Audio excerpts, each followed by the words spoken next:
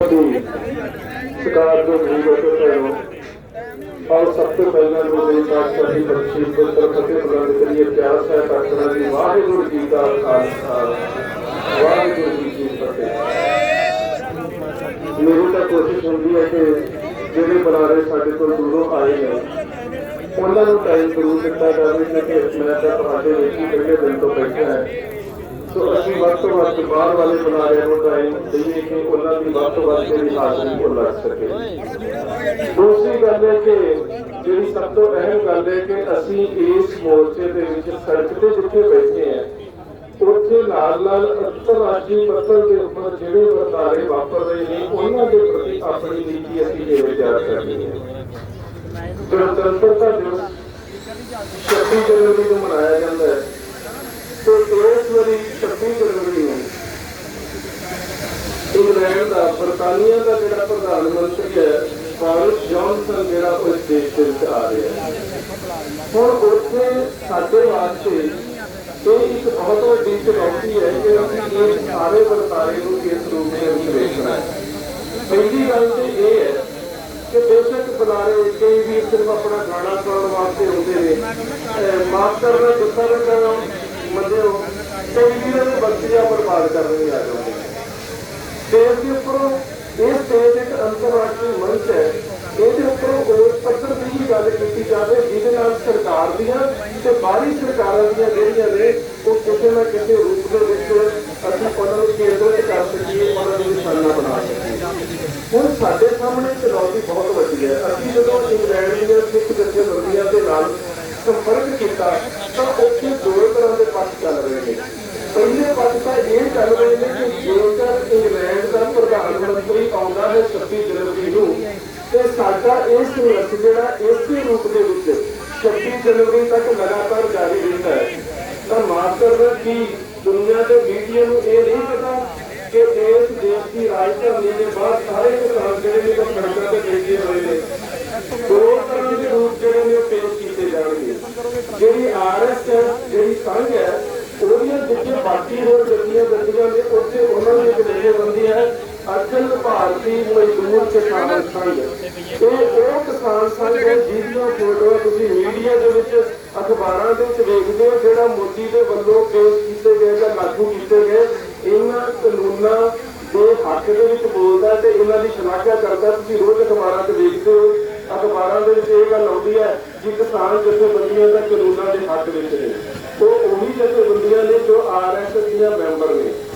ਜਦੋਂ ਵਿਦੇਸ਼ ਦੇ ਵਿੱਚੋਂ ਇੰਨਾ ਵੱਡੀ ਤਾਕਤ ਦੇ ਮਾਲਕ ਦੇਸ਼ ਦਾ ਪ੍ਰਧਾਨ ਮੰਤਰੀ ਇਸ ਦੇਸ਼ ਦੇ ਵਿੱਚ ਆਵੇਗਾ ਤੇ ਇਹ ਜਿਹੜੀਆਂ ਕਿਸਾਨ ਜਥੇਬੰਦੀਆਂ ਨੇ ਇਹਨਾਂ ਨੂੰ ਉਹਦੇ ਸਾਹਮਣੇ ਉਸ ਇਕੱਠ ਦੇ ਵਿੱਚ ਪੇਸ਼ ਕਰਕੇ ਤੁਹਾਡੇ ਸਾਰੇ ਸੰਘਰਸ਼ ਨੂੰ ਤਾਰ-ਪੀੜੋ ਕਰਨ ਦੇ ਵਾਸਤੇ ਇਹ ਵਿਖਾਵਾ ਕੀਤਾ ਜਾਵੇਗਾ ਕਿ ਆਹ ਅਸਲੀ ਕਿਸਾਨ ਨੇ। ਇਹਨਾਂ ਕਿਸਾਨਾਂ ਨੂੰ ਤਾਂ ਕੋਈ ਦਿੱਕਤ ਨਹੀਂ, ਇਹਨਾਂ ਕਿਸਾਨਾਂ ਨੂੰ ਕਾਨੂੰਨਾਂ ਨਾਲ ਕੋਈ ਤਕਲੀਫ ਨਹੀਂ। ਜਿਹੜੇ ਸੜਕਾਂ ਦੇ ਉੱਪਰ ਬੈਠੇ ਨੇ ਜਾਂ ਤਾਂ ਉਹ ਵਿਰੋਧੀ ਦੇਸ਼ਾਂ ਦੇ ਭੜਕਾਏ ਹੋਏ ਨੇ ਜਾਂ ਉਹ ਖਾਲਿਸਤਾਨੀ ਨੇ ਜਾਂ ਉਹ ਮਾਓਵਾਦੀ ਨੇ ਤੇ ਜਾਂ ਫਿਰ ਦੇਸ਼ ਦੀ ਸਥਾਪਿਤ ਰਾਜਨੀਤਿਕ ਜਥੇਬੰਦੀ ਦੀਆਂ ਵਿਰੋਧੀ ਜਥੇਬੰਦੀਆਂ ਦੇ ਉਕਸਾਏ ਹੋਏ ਨੇ। ਜਦੋਂ ਸਾਡੇ ਨਾਲ ਸੰਬੰਧਿਤ ਵੀਰਾਂ ਨੇ ਇੰਗਲੈਂਡ ਦੇ ਪ੍ਰਧਾਨ ਮੰਤਰੀ ਦੇ ਦਫ਼ਤਰ ਦੇ ਨਾਲ ਗੱਲਬਾਤ ਚਲਾਈ ਤੇ ਉਹਨਾਂ ਵੱਲੋਂ ਇਹ ਗੱਲ ਕਹੀ ਗਈ ਕਿ ਇਹ ਜਿਹੜੀ ਉਹਦੀ ਪ੍ਰਧਾਨ ਮੰਤਰੀ ਦੀ ਫੇਰੀ ਹੈ ਇਹ ਜਿਹੜੀ ਹੈ ਕਿਸੇ ਵੀ ਰੂਪ ਦੇ ਵਿੱਚ ਗਣਤੰਤਰ ਦਿਵਸ ਨਾਲ ਸੰਬੰਧ ਨਹੀਂ ਰੱਖਦੀ ਬਲਕਿ ਯੂਰਪੀ ਸੰਘ ਦੇ ਵਿੱਚੋਂ ਜਦੋਂ ਬਰਤਾਨੀਆ ਵੱਖ ਹੋਇਆ ਤੇ ਵੱਖ-ਵੱਖ ਦੇਸ਼ਾਂ ਦੇ ਨਾਲ ਉਹਨਾਂ ਨੇ ਆਪਣੇ ਵਪਾਰਕ ਸੰਬੰਧ ਕਿਵੇਂ ਪੈਦਾ ਕਰਨੇ ਨੇ ਇਹ ਉਹਨਾਂ ਵਾਸਤੇ ਜਾ ਰਿਹਾ। ਅਸੀਂ ਹਿੰਦੁਸਤਾਨ ਦੇ ਨਾਲ ਮੋਤੀਆਂ ਦੀ ਮਿਸ਼ਨਰੀ ਜਿਹੜੀ ਹੈ ਉਹਦੇ ਤੋਂ ਇਲਾਵਾ ਚਮੜੇ ਦੇ ਵਪਾਰ ਦੀ ਜਿਹੜੀ ਉਹ ਵਾਰਤਾਲਾਪ ਕਰਨ ਜਾਣਾ ਜਦੋਂ ਕਿ ਇਹਦੇ ਪਿੱਛੇ ਦੂਜੇ ਮੰਤਵ ਹੋਰ ਨੇ। ਸੋ ਮੇਰੇ ਵੀਰੋ ਜਿਹੜੀਆਂ ਵੀ ਤੁਹਾਡੀਆਂ ਜਥੇਬੰਦੀਆਂ ਦੇ ਜਾਂ ਵਿਅਕਤੀਗਤ ਤੌਰ ਦੇ ਉੱਪਰ ਵਿਦੇਸ਼ਾਂ ਦੀਆਂ ਜਥੇਬੰਦੀਆਂ ਦੇ ਨਾਲ ਸੰਬੰਧ ਨੇ ਜਿਸ ਤਰ੍ਹਾਂ ਅਸੀਂ ਕਰ ਰਹੇ ਨੇ ਇਹਦੇ ਦੋ ਰੂਪ ਦੇ ਵਿੱਚ ਤੁਹਾਨੂੰ ਮੁਕਾਬਲਾ ਕਰਨਾ ਪੈਣਾ। ਪਹਿਲੀ ਗੱਲ ਤੇ ਜੇਕਰ ਵਿਦੇਸ਼ ਦੇ ਵਿੱਚੋਂ ਕੋਈ ਪ੍ਰਧਾਨ ਮੰਤਰੀ ਆਉਂਦਾ ਤੇ ਉਹਦੇ ਤੱਕ ਇਹ ਗੱਲ ਪਹੁੰਚਾਉਣੀ ਪਵੇਗੀ ਕਿ ਸਾਡੇ ਇਹਨਾਂ ਕਾਨੂੰਨਾਂ ਦੇ ਪ੍ਰਤੀ ਦਰਦ ਕੀ ਨੇ, ਸਾਨੂੰ ਨੁਕਸਾਨ ਕੀ ਹੈ ਤੇ ਇਹ ਦੇਸ਼ ਦਾ ਜਿਹੜਾ ਕਿਸੇ ਦੇਸ਼ ਦਾ ਇਹ ਪ੍ਰਧਾਨ ਮੰਤਰੀ ਹੈ ਉਹ ਸਾਡੀ ਆਵਾਜ਼ ਸੁਣ ਕੇ ਅੰਤਰਰਾਸ਼ਟਰੀ ਪੱਧਰ ਦੇ ਉੱਪਰ ਪਹੁੰਚਾਵੇ। ਦੂਜੀ ਗੱਲ ਸਾਨੂੰ ਇਹ ਉਹਦੇ ਕੰਨਾਂ ਤੱਕ ਪਹੁੰਚਾਉਣੀ ਪਵੇਗੀ ਕਿ ਉਹ ਇੱਥੇ ਆਵੇ ਨਾ ਉਹਨੂੰ ਇਹ ਬਿਆਨ ਦੇਣਾ ਚਾਹੀਦਾ ਕਿ ਦੁਨੀਆ ਦੇ ਵਿੱਚ ਵੱਡੇ ਲੋਕਤੰਤਰ ਦਾ ਵਿਖਾਵਾ ਕਰਨ ਵਾਲਾ ਇਹ ਜਿਹੜਾ ਦੇਸ਼ ਹੈ ਇਸ ਦੇਸ਼ ਤੰਤਰ ਦੇ लोकतंत्री ढांचे की जी राजधानी है वो बाहर जो किसान है 1 महीने तो सड़कों के उपर बैठा है। सो ये सानू अंतरराष्ट्रीय पद्धर के उपर कूटनीति तैयार करनी पैनी है। केवल इस तरह के नाल जिस तरह असीं स्टेजां ते गैर जिम्मेवार रूप दे विच जिस तरह का बर्ताव कर रहे हैं कि बस टाइम मिल जाए तो ये काम नहीं चलूगा। इस संघर्ष तुहाडे सामने दुनिया की सब तो वड्डी समाजिक पर्दे हेठ चलने वाली राजनीतिक जथेबंदी RSS है। तुहाडा मुकाबला उन्होंने नाल है और उन्होंने पीछे एक बहुत बड़ी नीति है जिसको चाणक्य नीति कहा जाता है। और चाणक्य नीति अपने विच एक गल स्पष्ट कह जाती है, धनिक शत्रु राजा नदी वैद अर्थ पंचम पंचम यंत्र का गुरु है तत्र दिवस वसेतम। जिस कौम को खत्म करना उहदे कोल 5 चीज़ां खोलो। धनिक उद्योग, पंजाब के उद्योग खोया गया ना, कपास तुसीं पैदा करो, नरमा तुसीं पैदा करो ते कपड़ा बन के दक्षिण च आउंदा है। पंजाब च किहड़ी कपड़े दी मिल?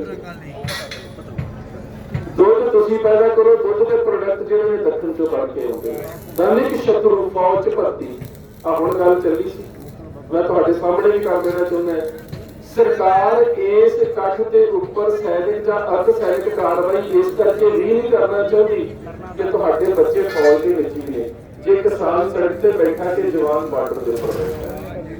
ये भी एक बहुत बड़ा भय है, एक डर है कि साडे उपर सख्त कार्रवाई भी करनगे। पर उन्हां दी अगली नीति होगी कि साडे बच्चों के फौज का अनुपात जिहड़ा वो घटा दिता है। उस तो बाद राजा इंसाफ, सड़कों से क्यों बैठे असीं, इंसाफ नहीं मिलिया। उस तो बाद नदी पानियां दी वंड, उस तो बाद वैदिक जिहदे डॉक्टरी ते सेहत सहूलतां ते विद्यक सहूलतां आ जांदियां ने। सो तुसीं जाणदे हो ना, जे असीं सड़कों से बैठे हैं तो 5 चीज़ां साडे कोल खोईयां गईयां ते यही तक चाणक्य नीति है कि धनिक शत्रु राजा नदी वैद अर्थ पंचम पंचम यत्र ना विदत है तत्र देश वसेतम। कि जिस देश के विचों जिस खित्ते के विचों ये 5 चीज़ां खत्म कर देवोगे वो देश अपने आप ही बंजर बन जाएगा, उजाड़ बन जाएगा। दूसरी गल, मैं इतिहासकार हाँ, एक उदाहरण हुण इतिहास चों तुहाडे नाल साझी करके मैं क्षमता चाच खोवांगा। मत समझो असीं इत्थे ज़मीनां करके बैठे हैं, असीं केवल ज़मीनां नहीं बल्कि गुरु नानक साहब की विचारधारा ने बाबर नूं जाबर कह के जिहड़ियां ज़मीनां जगाईयां ने असीं उन्हां दे करके भी बैठे हैं। ते ज़मीन की जंग साडी ज़मीन ते किवें आउंदी है, मैं इतिहास दे विचों 1726 की एक घटना तुहाडे नाल साझी कर रहा। नशहरे दा हाकम साहिब राय अपनियां घोड़ियां उसने किसान के खेत दे विच छड्ड दित्तियां। छोटी छोटी फसल उग रही सी, उन्होंने बर्बाद करनी शुरू कर दी। दोवें किसान भरा उसके कोल गए, जाके कहते हैं कि साहिब राय जी बड़ी बार चढ़ाव है, बड़ी खाली पई जमीन है, तुहाडियां घोड़ियां ਜਿਹੜੀਆਂ ਨੇ ਉੱਥੇ ਵੀ ਚੜ ਸਕਦੀਆਂ ਨੇ, ਆ ਜਿਹੜੀ ਅਸੀਂ ਫਸਲ ਬੀਜੀ ਹੈ ਇਹਦੇ ਵਿੱਚ ਹੀ ਤੁਸੀਂ ਘੋੜੀਆਂ ਕਿਉਂ ਛੱਡੀਆਂ ਨੇ? ਉਹਦਾ ਜਵਾਬ ਪਤਾ ਕੀ ਸੀ ਕਿ ਜੇ ਮੈਂ ਘੋੜੀਆਂ ਬੰਨਣੀਆਂ ਵੀ ਹੋਈਆਂ ਤੇ ਤੁਹਾਡੇ ਕੇਸਾਂ ਦੇ ਰੱਸੇ ਵੱਟ ਕੇ ਘੋੜੀਆਂ ਬੰਨਾਂ। ਛੱਡੀਆਂ ਘੋੜੀਆਂ ਜ਼ਮੀਨ ਤੇ ਗਈਆਂ ਸੀ, ਟੁੰਬਿਆ ਜ਼ਮੀਰ ਨੂੰ ਹੈ। ਤੇ ਜਦੋਂ ਉਹ ਜ਼ਮੀਰ ਚ ਆ ਗਈ ਹੈ, ਇਹ ਦੋਵੇਂ ਭਰਾ ਜਿਹੜੇ ਨੇ ਸਰਦਾਰ ਅਮਰ ਸਿੰਘ ਤੇ ਬਘੇਲ ਸਿੰਘ ਨੂੰ ਜਾ ਕੇ ਮਿਲੇ। ਅਮਰ ਸਿੰਘ ਤੇ ਬਘੇਲ ਸਿੰਘ ਨੇ ਉਹ ਜਿਹੜੀਆਂ ਘੋੜੀਆਂ ਸੀ ਉਹ ਚੋਰੀ ਕੀਤੀਆਂ ਸਾਹਿਬ ਰਾਏ ਦੇ ਕਬੀਲੇ ਦੇ ਵਿੱਚੋਂ ਤੇ ਜਾ ਕੇ ਲਖਮੀਰ ਸਿੰਘ ਨੂੰ ਵੇਚ ਦਿੱਤੀਆਂ। ਲਖਮੀਰ ਸਿੰਘ ਨੇ ਉਹ ਘੋੜੀਆਂ ਲਿਜਾ ਕੇ ਬਾਬਾ ਆਲਾ ਸਿੰਘ ਨੂੰ ਪਟਿਆਲੇ ਚ ਜਾ ਕੇ ਵੇਚ ਦਿੱਤੀਆਂ। ਤੇ ਜਿਹੜਾ ਉਹਦੇ ਤੋਂ ਪੈਸਾ ਮਿਲਿਆ, ਹੁਣ ਤੁਸੀਂ ਵੇਖੋ ਸਾਡੀ ਜ਼ਮੀਨ ਤੋਂ ਗੱਲ ਸ਼ੁਰੂ ਹੋਈ ਸੀ ਨਾ, ਸਾਡੀ ਜ਼ਮੀਨ ਕਿਵੇਂ ਜਿਉਂਦੀ ਹੈ। ਜਿਹੜਾ ਪੈਸਾ ਮਿਲਿਆ ਉਹ ਕਿਸੇ ਨੇ ਜੇਬ ਦੇ ਵਿੱਚ ਨਹੀਂ ਪਾਇਆ, ਬਲਕਿ ਬਾਣਾ ਪਿੰਡ ਦੇ ਵਿੱਚ ਬਾਬਾ ਤਾਰਾ ਸਿੰਘ ਮਾਨ ਨੇ ਜਿਹੜਾ ਲੰਗਰ ਚਲਾਇਆ ਸੀ ਉਹਦੇ ਵਿੱਚ ਪਾ ਦਿੱਤਾ। ਕਰਾਈ ਜਾਵੇ, ਧਿਆਨ ਹੋ ਜਾਵੇ। ਸਰਕਾਰ ਤੱਕ ਇਹ ਖਬਰ ਪਹੁੰਚੀ ਕਿ ਜਿਹੜਾ ਸਾਹਿਬ ਰਾਏ ਜਾ ਕੇ ਪੱਟੀ ਦੇ ਹਾਕਮ ਦੇ ਕੋਲ ਰਿਹਾ। ਪੱਟੀ ਦੇ ਹਾਕਮ ਜਿਹੜੇ ਸੀ ਜਾ ਕੇ ਲਾਹੌਰ ਦੇ ਗਵਰਨਰ ਦੇ ਕੋਲ ਹੋਏ। ਲਾਹੌਰ ਦੇ ਗਵਰਨਰ ਦੇ ਕਹਿਣ ਦੇ ਉੱਪਰ ਜ਼ਾਫਰ ਬੇਗ ਤੇ ਮੋਹਮਦ ਖਾਨ ਨੇ ਵੱਡੀਆਂ ਫੌਜਾਂ ਲੈ ਕੇ ਬਾਬਾ ਤਾਰਾ ਸਿੰਘ ਮਾਨ ਦੇ ਡੇਰੇ ਨੂੰ ਘੇਰਾ ਪਾ ਲਿਆ। ਉੱਥੇ ਇੱਕ ਬੜੀ ਵੱਡੀ ਘਟਨਾ, 2 ਘਟਨਾਵਾਂ ਤੁਹਾਡੇ ਨਾਲ ਸਾਂਝੀਆਂ ਕਰਦੇ ਕਿ ਜੇਕਰ ਗੁਰਬਾਣੀ ਦੀ ਗੁਰਮਤਿ ਦੀ ਵਿਚਾਰਧਾਰਾ ਰਹੀ ਨਾ, ਇਹ ਜ਼ਮੀਨਾਂ ਖੋਣ ਦੀ ਵੀ ਕੋਸ਼ਿਸ਼ ਕਰਨ ਤੇ ਨਿਸ਼ਾਨ ਸਾਹਿਬ ਕੱਢ ਕੇ ਲੈ ਲਵਾਂਗੇ, ਪਰ ਜੇ ਜ਼ਮੀਰਾਂ ਮਰ ਗਈਆਂ ਤੇ ਜ਼ਮੀਨਾਂ ਦਾ ਵੀ ਕੋਈ ਫਾਇਦਾ ਨਹੀਂ ਚਲਿਆ ਰਿਹਾ। ਇਹ ਗੱਲ ਖਿਆਲ ਰੱਖਿਓ। ਜ਼ਮੀਨਾਂ ਦੀ जंग के नाल साडे अंदर गुरु नानक साहब की जिहड़ी ज़मीर नूं जगाउण दी विचारधारा वो नहीं खत्म होनी चाहिए, वो जिंदी रहेगी ना। माफ करना, जो बाबा बंदा सिंह बहादुर ने सानू जिसकी तस्वीर देख रहे हो, जो जमीनों के मालक बनाया सी ना, ਉਹਦੇ ਤੋਂ ਪਹਿਲਾਂ 12 फरवरी 1712 ਤੋਂ ਲੈ ਕੇ 6 ਵਾਰੀ ਹੁਕਮ ਜਾਰੀ ਹੋ ਚੁੱਕਿਆ ਸੀ। ਨਾਨਕ ਪ੍ਰਸਤਾ ਬਾ ਬਿਆੰਤ ਬਾ ਕਤਲ ਰਸਾ ਨੰਦ ਫਾਰਸੀ ਦੇ ਵਿੱਚ ਅਖਬਾਰ ਅਤੇ ਦਰਬਾਰੇ ਮੌਲਾ 'ਚ ਲਿਖਿਆ ਹੈ ਕਿ ਗੁਰੂ ਨਾਨਕ ਨੂੰ ਮੰਨਣ ਵਾਲਾ ਸਿੱਖ ਜਿੱਥੇ ਮਿਲਦਾ ਹੈ ਉਹਦਾ ਸਿਰ ਵੱਢ ਕੇ ਲਿਆਓ ਤੇ ਇਨਾਮ ਲੈ ਲਓ।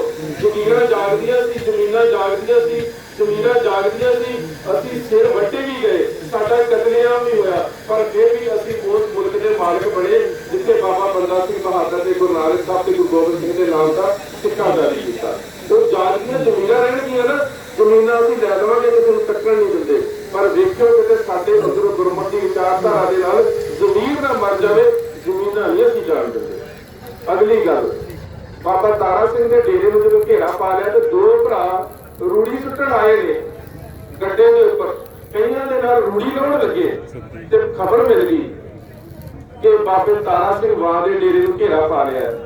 ਕਈਆਂ ਲੈ ਕੇ ਮੈਦਾਨੇ ਜੰਗ ਵੱਲ ਨੂੰ ਤੁਰ ਕੇ ਘਰ ਵਾਪਸ ਹੋ ਗਏ।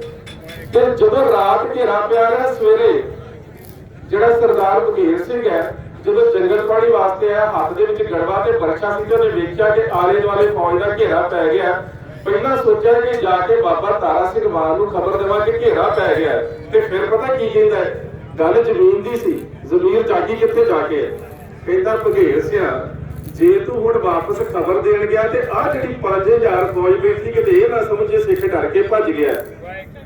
फिर उन्हें पता की क्या, मार कूट जब जंग की हो उनको खबर तही तक होत भी हुण मैं दाने जंग च कल्ला लड़ूंगा, जो तेग ते तेग खड़कूगी, शमशीर ते शमशीर खड़कूगी, गोलियां चलणगियां ना ते मेरी मौत दे नाल पता आपे लग जाना कि हमला हो गया। हुण वापस नहीं जाना, हुण तां शमशीरां दीयां जिहड़ियां आवाज़ां ने वो दसणगीयां कि सिख ते हमला हो गया। बघेल सिंह ने उत्ते ही जंग शुरू कर दित्ती, 30 दुश्मन मार के बघेल सिंह शहीद हो गया। बाबा तारा सिंह वां मैदाने जंग दे विच आया। मैं आखिरी गल बड़ी वधिया कह के साझी करदा है, काफी जिहड़े मुगल सिपाही सी मारे गए, बाबा तारा सिंह वां आप मैदाने जंग दे विच ने ते उन्हां दे सामने लड़ लिया मोमिन खान। मोमिन खान ने अपना सारा शरीर जराह बख्तर दे विच आर्मर दे जिहनूं संजो किया जांदा है ਉਹਦੇ ਵਿੱਚ ਢੱਕਿਆ ਹੋਇਆ ਸੀ, ਕਿਤੇ ਵਾਰ ਕਰਨ ਦੀ ਜਗ੍ਹਾ ਨਹੀਂ ਸੀ ਮਿਲ ਰਹੀ। ਅਖੀਰ ਉਹਨੇ ਜਲਗਾਰ ਦੇ ਵਾਸਤੇ ਜਿਵੇਂ ਅੱਲਾਹੁ ਅਕਬਰ ਕਹਿੰਦੇ ਮੂੰਹ ਖੋਲਿਆ ਤੇ ਬਾਬੇ ਤਾਰਾ ਸਿੰਘ ਵਾਲੇ ਦੂਰੋਂ ਮਾਰਿਆ ਬੱਚਾ ਮੂੰਹ ਦੇ ਵਿੱਚੋਂ ਖੂਨ ਦੀਆਂ ਘਰਾਲਾ ਛੁੱਟ ਗਈਆਂ ਤੇ ਘੋੜਾ ਭਜਾ ਕੇ ਪਿੱਛੇ ਨੂੰ ਨੱਸਿਆ ਤੇ ਜਾਫਰ ਬਈ ਕਹਿੰਦਾ ਮੋਮਨ ਖਾਨ ਪਾਨ ਖਾ ਰਹੇ, ਮੂੰਹ ਤੋਂ ਲਾਲ ਪਾਣੀ ਵਗਦਾ, ਪਾਨ ਖਾ ਰਹੇ। ਤੇ ਅੱਗੋਂ ਪਤਾ ਕੀ ਕਹਿੰਦਾ, ਜਾ ਕੇ ਲਾ ਲਾ ਤਾਰਾ ਸਿੰਘ ਬਣਦਾ ਤੇ ਤੂੰ ਵੀ ਪਾਨ ਲੈ ਲਾ ਦੇ, ਤੂੰ ਵੀ ਖਾ ਲਾ ਦੇ।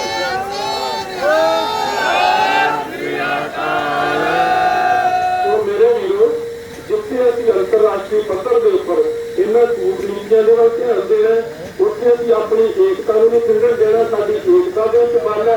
ਦੂਜੀ ਗੱਲ ਇਹ, ਜੋ ਉਹ ਜ਼ਬਰ ਕਰਦੇ ਨੇ ਅਸੀਂ ਸਬਰ ਦੇ ਨਾਲ ਹੈ, ਪਰ ਜਦੋਂ ਜ਼ਮੀਨਾਂ ਦੇ ਆ ਕੇ ਧੱਕਾ ਕਰਨਗੇ ਨਾ, ਉਦੋਂ ਸਾਡੀਆਂ ਜਾਗੀਆਂ ਹੋਈਆਂ ਜ਼ਮੀਰਾਂ ਇਹਨਾਂ ਨੂੰ ਜ਼ਮੀਨਾਂ ਤੇ ਪੈਰ ਨਹੀਂ ਧਰਨ ਦੇਣਗੀਆਂ। ਕੱਲ੍ਹ ਫੇਰ ਹਾਜ਼ਰੀ ਲਵਾਵਾਂਗੇ ਜੀ, ਇੰਨੀਆਂ ਕੁ ਬੇਨਤੀਆਂ ਪ੍ਰਵਾਨ ਫਤਿਹ ਦੀ ਬਾਤ ਤਿਆਰ ਕਰ ਰੱਖਿਓ ਜੀ। ਵਾਹਿਗੁਰੂ ਜੀ ਕਾ ਖਾਲਸਾ, ਵਾਹਿਗੁਰੂ ਜੀ ਕੀ